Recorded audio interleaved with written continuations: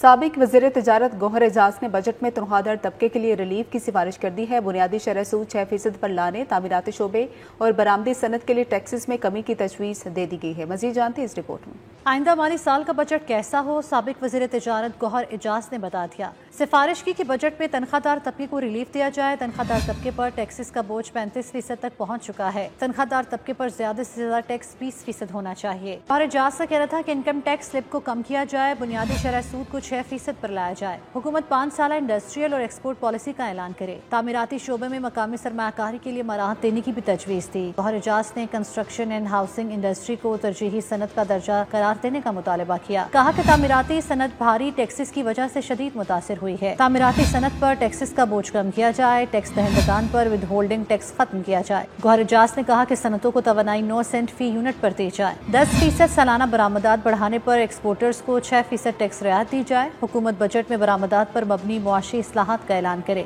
مقامی صنعتوں کا تحفظ یقینی بنایا جائے۔ سابق وزیر تجارت نے زور دیا کہ بجٹ میں سپر ٹیکس کو کم کیا جائے۔ سپر ٹیکس کا اطلاق سالانہ 10 ارب روپے کا منافع کمانے والی کارپوریشنز پر کیا جائے۔ درآمدی ٹیرف کو بتدریج کم کیا جائے۔ یہ بھی کہا کہ زرعی شعبہ ریڑھ کی ہڈی ہے، اس لیے ٹیکس ریلیف دیا جائے۔ زرعی شعبے پر بات کرتے ہوئے گوہر اعجاز کا کہنا تھا کہ گندم، کپاس اور مکئی سمیت اہم فصلوں کی پیداوار کم ہو چکی ہے، اس لیے کسانوں کو پیداواری لاگت کو کم کر کے ریلیف فراہم کیا جائے۔